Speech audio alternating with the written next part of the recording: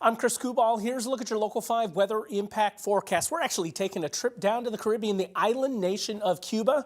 First time ever on Tuesday morning registering a freezing temperature. Yes, reaching down to 32 degrees in Indao, Hetue.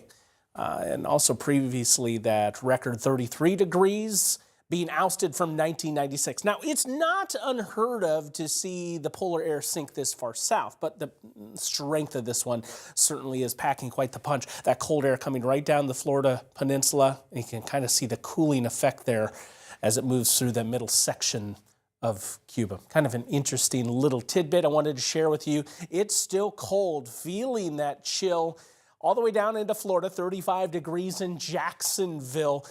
Cold air is going to be going away, though. We're going to see a little bit of a reprieve. Clouds will be stubborn for tonight.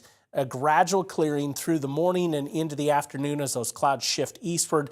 We'll get a chance to get those temps to bounce back as we do look ahead in the forecast. However, it is going to come at a price of a little bit of a wind. We're looking at Thursday, that wind returning up towards 20 to 30 miles per hour on those top end wind gusts looking ahead towards Friday. Now into the weekend we go, a slight little stumbling block to start. But look at the warm response that we'll see on Sunday.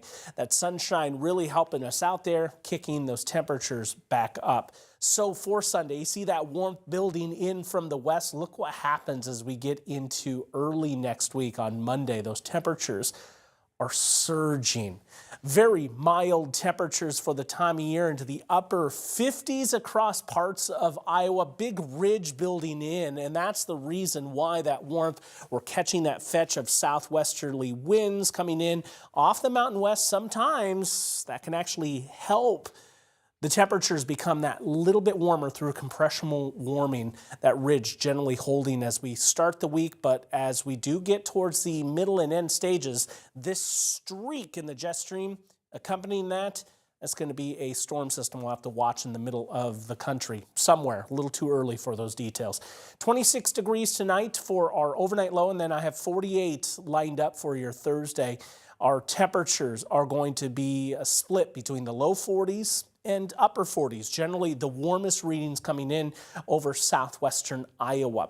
And you see, quite mild, all things considered. Cold front, though, is through. That's actually through early on Thursday, but the effects of which won't be felt until we get into Friday. Still breezy as well, as I mentioned, so that 41 is a bit deceptive. I think once you step outside, you're going to notice there's still a little bit of a chill in the air. Saturday's at 38, but then those temperatures rocket back upwards. Sunday and Monday, some very mild readings well into the 50s, and then we'll start to dial it back as we move through the end of next week. But no huge push of colder air, no frigid chill descending upon us. We'll keep these readings above normal through the entire stretch.